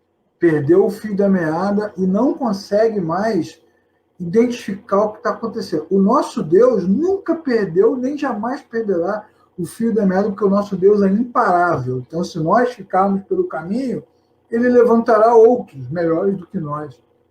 Amém. Para fazer a sua obra. Mas, de fato, a igreja perdeu esse link, né? Então, você vê, eu sou de um tempo que depressão era... O cara deprimido estava endemoniado. O cara que tinha, por exemplo, ataque epilético estava endemoniado. Então, sim, tudo se explica com opressão, com falta de fé, e a vida é bem mais complexa do que isso. Muito mais. Leclerc, o último ponto, que não é o que esgota, tá? Mas eu acho que é o que, assim, da proposta, que é uma proposta, como você bem falou, né? Nós não estamos aqui dando receitas e respostas prontas, mas alguns indícios. O último ponto que eu deixei para a gente falar aqui no final é justamente o quê? A capacitação do conselheiro, né? A gente já está, na nossa conversa aqui, a gente já veio tangenciando essa questão, mas eu me lembro, né, da epístola, né, na segunda carta de Timóteo, no capítulo 4, acho que versículo 13, né, quando Paulo, ele diz o seguinte, quando você vier, né, você traz a capa, que eu deixei lá em Troade, em casa de Carpo, né, e os livros, especialmente os pergaminhos, né, é muito incrível, como a gente também, você já mencionou aqui nessa live, Paulo sozinho lá, preso, e falando com Timóteo, né, e Paulo queria livros para poder ler, né, os pergaminhos das escritas, enfim. Eu entendo que a capacitação é o fator dos mais fundamentais para o conselheiro cristão. E a capacitação não implica do cara ser apenas um teólogo, né? E claro que ele tem que conhecer bastante a Bíblia, mas ele precisa explorar livros específicos do assunto, conhecer um pouco da natureza humana, conhecer algumas nuances da psicologia. Uma vez a gente estava conversando sobre isso, né? Que eu não demonizo a psicologia, eu só não acho que para um aconselhamento cristão ela é o fim das coisas. Ela pode ser um auxiliar para se encontrar caminhos, e não o fim em si mesmo das coisas. E muito assim, antes de você perceber essa negligência da preparação, né, da constituição, da formação do conselheiro, ela é nua e patente em muitas e muitas e muitas igrejas. Haja visto o que a gente estava falando aqui, até como a Ana Paula Esquivel comentou aqui. O fato de o cara tá lá quase se matando, aí o pessoal, não, fica tranquilo, vamos orar que tá tudo resolvido, né? Um gancho um pouco do que você falou, eu me lembro de uma época, que eu também sou dessa época da igreja, o cara chegava em casa bêbado, né, ou ia para a igreja bêbado, os caras queriam expulsar o demônio do cara bêbado. O cara não estava endemoniado, o cara estava bêbado, né? Quando eu trabalhei na época da casa de recuperação, às vezes alguns voluntários eles iam na casa de recuperação, lá na comunidade terapêutica, né? E aí chegava alguém que estava com uma abstinência da química, né, que a droga fazia na pessoa, o cara ia lá e vamos expulsar esse demônio. Não é demônio, é uma reação do organismo, essas coisas, né? Então, esse despreparo, essa falta de capacitação, ela infelizmente tem trazido diversos problemas, até o caso que a Shirley comentou aqui, de gente que expõe, etc., né? Insisto, a gente já tangenciou muito sobre a questão da preparação. Muito bem. Na sua visão, na tua percepção, o quanto é relevante, ou o que um conselheiro, alguém que queira trabalhar com isso, o que a pessoa precisa fazer, além do óbvio, né? Na tua visão, o que a pessoa precisa fazer e buscar e se preparar para, de fato, aconselhar as pessoas conforme o crivo da palavra de Deus? Bom, eu acho que essa resposta tem duas leituras, né? A leitura da liderança de uma comunidade de fé e a leitura do indivíduo que quer aconselhar, né? Então, pensando nas igrejas em si, vou voltar no ponto que eu já falei. Hoje, no meu entendimento hoje, acho que ninguém com menos de 40 anos deveria ser ordenado para nada. Um bom aprendizado é a vivência na comunidade de fé. E a vivência na vida. É a gente na vida, a gente com os outros no mundo. Então, trabalho, estudo, família, amizade. E na igreja, trabalho. Você não precisa ter título nem cargo para trabalhar. Trabalho tem para caramba. Sim. Honra não tem para todo mundo, mas trabalho tem a beça. Então, eu acho que as comunidades podem fazer isso. Ensinar e botar as pessoas para trabalhar e conviver. Esse modelo pasteurizado, quadrado de evento, diminui a nossa convivência. E por diminuir a convivência, fica menos existencial e a nossa habilidade de lidar com o próximo diminui. Então, acho que isso tem que voltar. Com relação à formação, né, do conselheiro, você falou da psicologia. É muito simples, né? Vamos pensar no louvor, por exemplo. É claro que alguém que participa do louvor precisa ter, no mínimo, a vocação para adorador. É uma questão de espiritualidade. Entretanto, esse cara tem que estudar música. Claro. Então, absurdo, né? Tem que ser afinado. Pelo amor de Deus. O mínimo, né? O mínimo é para saber tocar, ter uma noção de ritmo, né? Isso não tem a ver com vocação. Isso é um instrumento. Mesma coisa é o cara que vai cuidar do departamento de ensino da igreja. Ele tem que ter uma formação pedagógica ou na área de educação, ainda que ele tenha a vocação. Então, você tem a vocação espiritual e tem a habilidade que você treina com as vocações que você adquire com a formação e o treinamento. Dentro do aconselhamento, você tem a psicologia, né? Então, acho que essa é uma ferramenta importante. Eu diria que é até mais importante do que a teologia, né? Eu acho que formação bíblica, esse é um outro problema que a gente não vai falar aqui na live, mas as nossas comunidades não são mais bíblicas, né? Eu nasci, quando eu me batizei, né, com os meus 15 anos de idade, eu era da Assembleia de Deus quando eu era garoto. Na Assembleia de Deus, quando eu era menino, você não tinha teologia, não podia nem fazer faculdade na época que eu era crente. Era proibido fazer faculdade, era proibido estudar. A maioria dos líderes eram pessoas simples, mas a nossa igreja era uma igreja bíblica. Então você tinha escola bíblica. A Bíblia era lida. a gente tinha programação bíblica. Eu aprendi, quando era garoto na EBD, a decorar os versículos da Bíblia. Então, a Bíblia, por si só, ela é uma fonte inesgotável de fé. Então, a gente precisa de uma igreja bíblica, tem que ter um conselheiro, tem que ter uma formação bíblica boa, porque a teologia não vai resolver esse problema, que é outra coisa que a gente identifica hoje. O cara indo para o seminário para aprender Bíblia, porque não tem Bíblia na igreja dele. Então, nem a Bíblia, nem a teologia, vai ficar no limbo. Então, essa é uma questão que tem a ver com a liderança. Então, olhando do ponto de vista da liderança, botar as pessoas para conviver, formar biblicamente e dar as ferramentas. A psicologia é uma dessas ferramentas e ela ajuda na questão da ética, né? Na questão do sigilo, enfim. Agora, olhando para o conselheiro, você que deseja aconselhar, eu diria que dura coisa você deseja. Pô, é muito difícil esse negócio, mas vamos supor que você realmente queira ajudar pessoas, né? Vamos partir desse princípio. Mas se você quer ajudar pessoas, você tem que viver com pessoas, né? Conviver com gente. Sim. Conviver com gente. E, nesse ponto, servir é um bom caminho, servir aos irmãos, e, acima de tudo, a leitura. Aí vem a questão da leitura. A boa leitura, junto com a Bíblia, né? A boa literatura. Daí vem os exemplos, porque muitos desses autores que nós citamos aqui têm muito para nos ensinar, muito para nos contar, já passaram por muitas coisas pelas quais nós não precisamos passar. Então, isso é importante, né? Você ler e viver com as pessoas, estudar, né? Desejar estudar. Eu diria que mais Bíblia do que teologia. A teologia, para mim, é vocação para o teólogo, o cara que quer pensar, desenvolver a pesquisa, desenvolver o conceito, a formação. Mas, assim, mais Bíblia, bons livros. Leia biografias. Em vez de ler só livro devocional, leia biografias, histórias de pessoas que existiram, pessoas do mundo, Reais, pessoas da vida, reais, histórias. Leia biografia. Converse com as pessoas.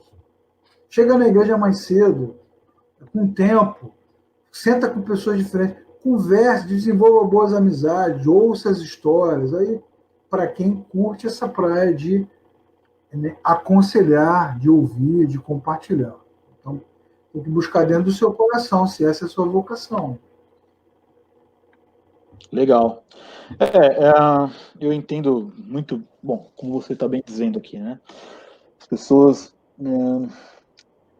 acabam que não têm uma vivência com a palavra de Deus, com a Bíblia, né? É bem tenso isso, essa questão histórica também, que não é uma história tão antiga, é que nem você falou, né? Não faz muito tempo, as pessoas não podiam estudar, não podiam se capacitar, conseguiram usar, né, aquilo que a ciência poderia, né, de colaborar com a igreja, né, em todos os sentidos. É bem tenso isso, mas eu corroboro o que você está dizendo, mas eu acredito mais assim que o que eu aconselharia muito àquele que tem o desejo de ser um conselheiro cristão, né, que na sua capacitação você não esqueça, né, de que você é um ser humano. Claro, você pode ler e deve ler diversos livros, né, e tem uma frase que eu estou tentando lembrar, né, mas se não me falha a memória, é do Carl Jung, né, que ele fala o seguinte: conheça todas as teorias, né, domine todas as técnicas, mas ao tocar uma alma humana, seja apenas uma outra alma humana. Pois é. E eu acredito bastante nisso, né, não como uma verdade. Resume a 1h30 de live toda que a gente falou. Exato, mas isso tem bastante a ver com o nosso posicionamento quando nós vamos aconselhar uma pessoa, né? É importante a formação, é importante conhecer as técnicas, né? Dominar essas técnicas, mas no fim do dia, né? Ou no final das contas, é um ser humano que está ali tanto quanto você e que poderia ser um papel inverso, poderia ser você falando aquelas coisas e alguém te ouvindo. Então, isso deveria ser o norte do nosso ministério cristão. Verdade. Muito bem. O Marcelo fez uma pergunta aqui que falou assim: o que vocês preveem no pós-pandemia? Ou o que nos espera, ou para o que devemos nos preparar no pós-pandemia. Eu não sei se o Marcelo está perguntando isso no sentido de contexto dessa live aqui.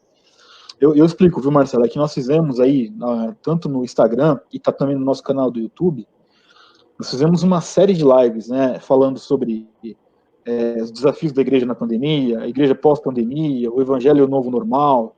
Então, nós já tentamos responder tudo isso. Se a sua pergunta está sendo relacionada ao tema da live, que seria o aconselhamento pós-pandemia, que eu entendo que seja, o que eu vou responder com base nessa premissa. Tá? O que eu espero? Eu espero que a igreja esteja pronta, se isso é possível, evidentemente, para poder acolher as pessoas, né? Eu tenho visto um pouco disso nesses dias, até por isso que nós retomamos as lives. Eu estava há muito tempo sem fazer nenhum tipo de live. Eu percebi nessa pandemia com muita clareza a necessidade, cara, da instrução. E essa é a única razão pela qual eu tenho vindo fazer lives que depois vão para o YouTube, deixo material gravado. Lá tem lives, Leclerc, que as pessoas assistem mais lá no YouTube depois do que ao vivo. Muitas e muitas, né?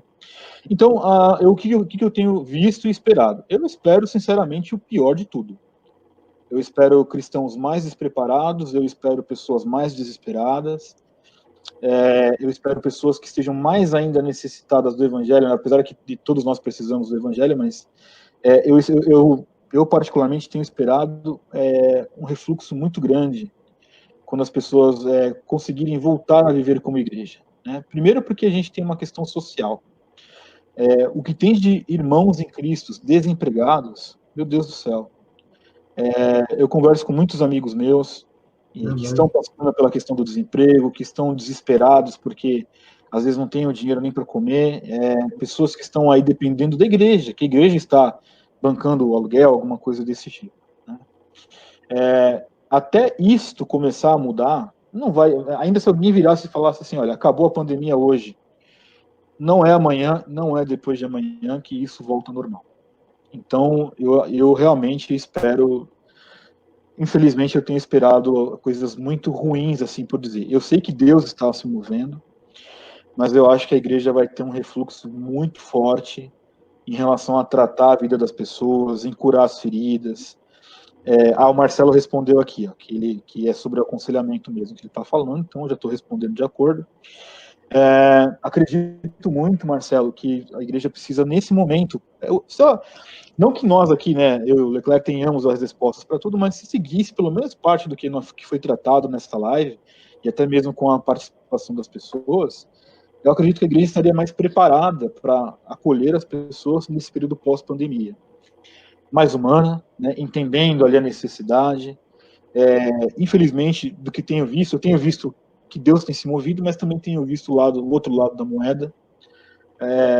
Quantos amigos meus, assim, eu falo para vocês, não porque eu acho que eu tenho que ser, né, ovacionado, porque isso é minha obrigação, mas amigos queridos meus aí que estavam nas suas igrejas e que foram pedir ajuda para a igreja, o pastor, não, eu vou orar por você, Deus vai mandar a provisão, e o pastor não dá R$10 para o cara voltar para casa, alguma coisa desse tipo, sendo que a igreja tem condições de fazer isso. Ao mesmo tempo, vejo amigos meus que são pastores chorando porque não tem mais como ajudar a igreja, as pessoas que fazem parte da igreja. Eu vi amigos meus fechando, né, que não tem mais condição de pagar o aluguel, se reunindo em casa para diminuir custos. Ou seja, tem várias vertentes. Então, eu ainda percebo e espero, com tristeza no coração que eu digo isso, que o refluxo maior ainda não veio. A igreja ainda não sentiu o verdadeiro refluxo que, né, a pandemia vai nos trazer. Então eu oro, eu espero isso, mas a minha contrapartida é estar produzindo esse tanto de material que nós estamos produzindo. Praticamente sai um vídeo por dia no YouTube, tirando dúvidas, dando respostas, gravando lives relevantes como essa, que eu entendo que são relevantes, porque o que eu posso fazer é tentar dar essas respostas, né? É tentar servir, ser útil, edificar, enfim. E orar. Isso eu tenho feito bastante também. Tenho orado muito para que Deus tenha misericórdia do seu povo. Né? O Deus que nunca mudou, que ele continue tendo misericórdia do seu povo. Beleza? Leclerc, quer fazer algum comentário sobre isso? Sobre aqui a pergunta do Marcelo, aqui, o que vocês preveem? Né? A pergunta é para os dois. Eu já dei a minha opinião de tristeza. Né? O que você prevê no pós-pandemia? O que você espera ou o que deveríamos ou devemos nos preparar no pós-pandemia? Olha, Marcelo, na minha opinião, assim, pessoal, muito particular, eu acho que nada vai mudar. Como em tudo na história, O reino de Deus é para os que nasceram de novo. E a vida, ela toca as pessoas, e as pessoas mudam em função do que elas experimentam. Então, eu acho que as famílias que estão passando por essas dificuldades financeiras, né, que estão enfrentando o Covid, pessoas que perderam seus entes, essa turma aí vai mudar, porque vai ser tocada pela vida, pela morte, pelo sofrimento, vai mudar a maneira de viver. Eu, por exemplo, vi uma reportagem recentemente, que eu já até comentei isso com o Marco, nos Estados Unidos, já existe um movimento que está tímido ainda, mas está aumentando, de pessoas que estão saindo das grandes cidades e indo para o interior. Por quê? Porque elas perceberam que aquela vida urbana está gerando morte, doença, elas não querem mais isso. Então, agora, para a turma que não ficar doente, que não acontecer nada... Para esses caras não vai acontecer nada, claro. Entendeu? Vou te dar um exemplo muito simples, Marcelo. Nesse tempo de isolamento, as igrejas começaram a fazer cultos pelo YouTube, né? Ou pelo Facebook. O cara está usando uma ferramenta tecnológica que tem uma outra concepção, outro público, mas ele faz o culto do mesmo jeito que ele fazia na igreja. Ou seja, não entendeu nada do que está acontecendo. Né? O cara bota lá grupo de louvor, abertura oficial de culto, momento de oferta, dirigente, e fala como se tiver... Então, o cara não entendeu nada. Essa turma vive num outro planeta. Isso me lembra aquele texto bíblico Real. De quando Deus reprova Israel e o profeta vê a glória de Deus saindo de dentro do tabernáculo e ficando em cima assim, e os caras sacrificando lá. Daqui a pouco a glória de Deus sai dali, vai para cima da montanha e os caras sacrificam. Daqui a pouco a glória de Deus vai embora, os caras... Então, assim, na verdade, tanto faz. Dane-se. Então, eu não crio grandes expectativas. Eu, pessoalmente, eu acho que alguns vão mudar muito, outros não vão mudar nada, mas, de fato, a gente tem um problema sistêmico no caso da igreja evangélica. A nossa igreja evangélica brasileira, especificamente, na sua maioria, para mim, perdeu o fio da meada, ela não se comunica mais. A gente vê pela pandemia como ela é radical, polarizada, politizada, nada existencial, nada teológica, nada bíblica. Então ela se tornou irrelevante, ela não tem voz nenhuma. Muitas igrejas históricas estão envelhecendo, né? Eu tive uma vez num evento, posso contar um depoimento aqui, Marco. Tive num evento numa igreja X qualquer aí, não importa. Já tem um tempo isso. Era um congresso de jovens. Eu estava lá no evento, era um congresso de jovens, mas não tinha jovem. Na verdade, não tinha nada. Tinha pessoas de meia idade para cima. Jovens, acho que tinham 10 ou 12, um grupo pequeno, e a igreja vazia. Né? A igreja vazia na sexta, no sábado, no domingo, vazia. No último culto, na última reunião, pregou o pastor da igreja. E ele pregou, né, a igreja é pequenininha, enfim. Ele pregou reclamando o tempo todo e metendo o pau em quem não estava ali para ouvir, né, no caso. Metendo o pau, sabe? E dizendo, sabe por que os jovens não estão aqui? Porque aqui não tem fumaça, porque aqui a igreja não é preta, porque aqui... Aí ele começou a fazer uma lista de coisas. E aí eu lá atrás... As coisas me passam um filme na minha cabeça. Eu tava igual aqueles caras de luta livre, já viu os caras que ficam com a mão assim no ringue? Bate aqui para eu entrar. Eu tava lá atrás e se ele perguntasse para mim na hora, ele não ia perguntar, mas por que você acha, né, por que os jovens não estão aqui? Eu ia dizer para você, porque isso aqui é muito ruim, cara, por isso que eles não estão aqui. Isso aqui é ruim. O evangelho que nós cremos, que nós aprendemos, que nos alcançou, o evangelho ele é transtemporal e supracultural. Né? Ele está acima de qualquer cultura e ele atravessa os séculos. Mas as comunidades de fé, elas muitas vezes perdem a capacidade de se comunicar com a sociedade. Então, o Covid colocou o mundo de joelhos e colocou também as comunidades. A Igreja de Cristo, lavada e remida, espiritual, essa nunca vai ficar de joelho, porque essa está tranquila. Mas a igreja instituição, ela está de joelhos, porque ela não sabe dar respostas, né? Não sabe dar respostas. Então eu acho, sinceramente, Marcelo, que nada vai mudar, nada, absolutamente nada vai mudar, porque sempre haverá os joelhos que nunca se dobram. Amém. Então, enquanto o couro come, né, enquanto o pau quebra no mundo dos juízes, o plano redentor segue na vida de Ruth, colocando roupa no varal no quintal de uma casa qualquer. O nosso Deus continua trabalhando, cara, e vai trabalhar de forma. Tem um livro muito legal, vou indicar outro livro, do Eugene Peterson, chamado Espiritualidade Subversiva. Ô Leclerc, esse livro aí, ele é o meu livro básico da graduação de espiritualidade lá no Seminário Então Riley. é isso. É em cima da espiritualidade subversiva. É isso. E tem dois livros, né? Espiritualidade Subversiva e A Maldição do Cristo Genérico. É isso, cara. O Eugênio já estava lá nos anos 90, anos 2000, denunciando esse problema. Poderia citar outro livro aqui, Ouça o Espírito, Ouça o Mundo, do John Stott, que é do século XX, mais velho ainda, onde ele fala da mesma coisa, do mercado de consumo, da tecnologia, da perda de foco. Então, Marcelo, eu acho que a vida vai mudar para quem Deus tocar, ok? No coração de quem Deus tocar, a vida vai mudar.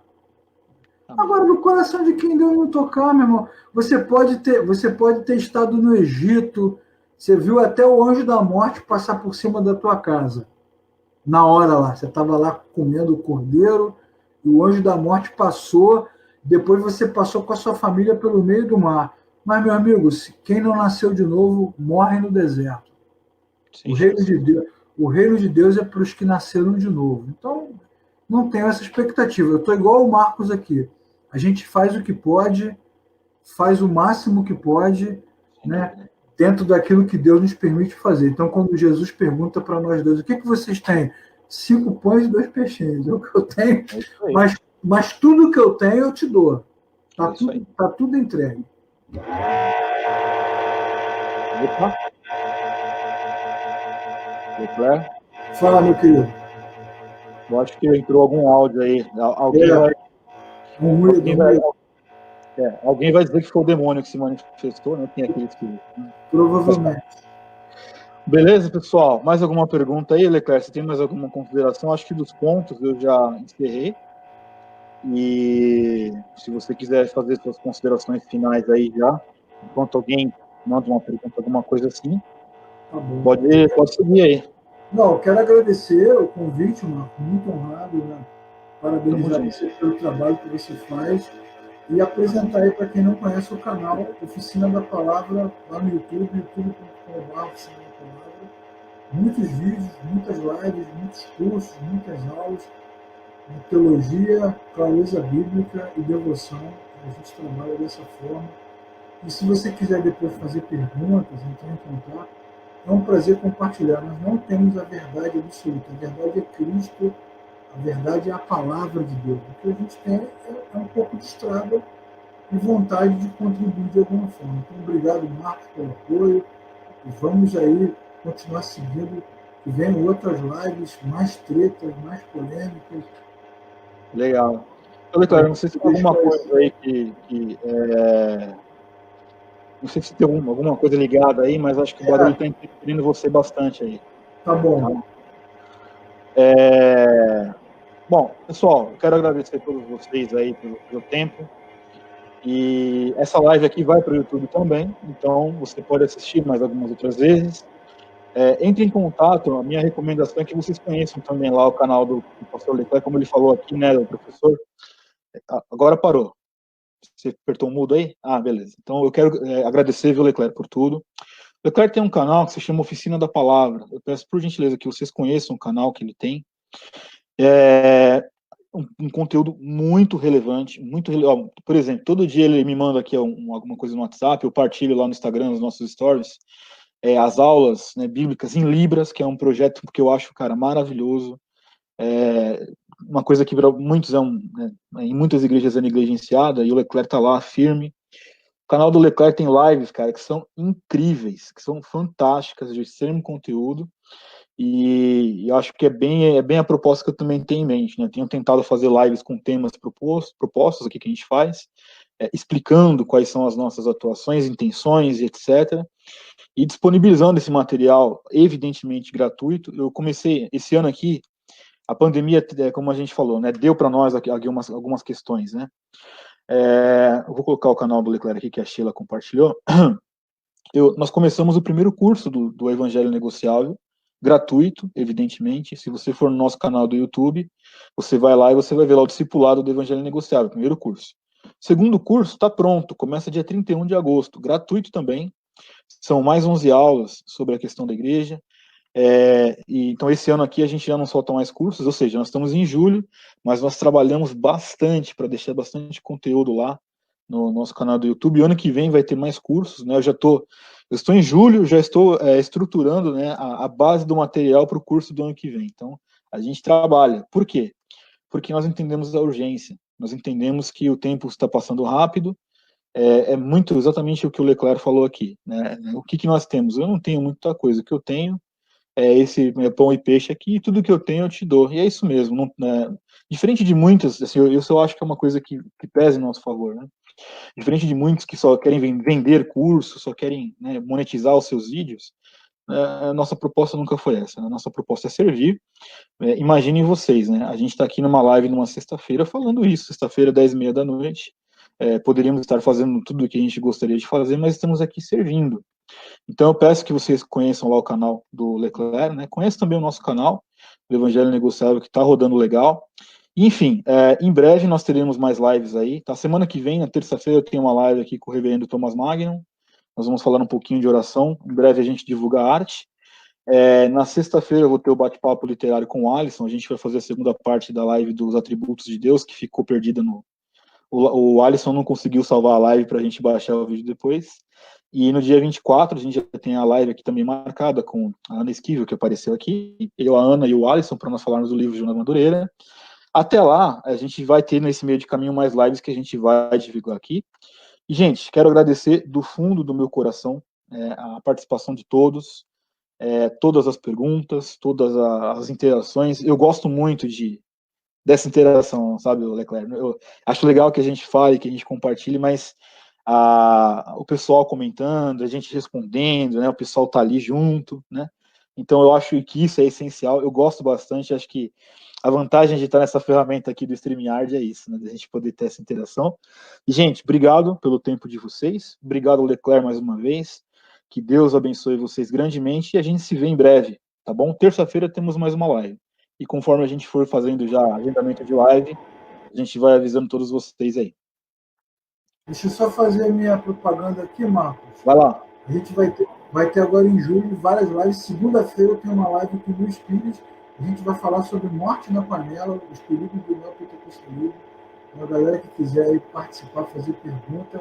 E dia 29 de julho, a gente tem a live com o João Alexandre. Ó, Top. Top. Música de altíssimo nível, vai contar as histórias, vai cantar muito. Então fica ligado, só seguir o canal para você saber quando é a live, 29 de julho. E para não ficar atrás, porque não é só você que é famoso, né? Dia 28 eu tenho a live com a Ana Paula Esquiva, a gente vai conversar sobre as cartas do diabo, eu sou aprendiz do C.S. Lewis. Livraço, vou acompanhar. Isso, vou acompanhar tudo de graça, tá bom? Pelo Instagram ou pelos canais, mas fiquem ligados aí. Muitas lives legais. O João Alexandre, 29 de julho, vai ser bom pra caramba, vou matar a saudade. Fiz essa semana passada com o Paulo César do Lobo, foi muito bom. Legal, ótimo. É isso aí, pessoal. Mais uma vez, então, obrigado a todos vocês. Excelente noite a todos. E a gente se vê em breve aqui, em mais alguma live aí, querendo Deus. Tá bom, gente? Forte abraço a todos vocês. Leclerc, nos falamos. E até mais, pessoal. Valeu.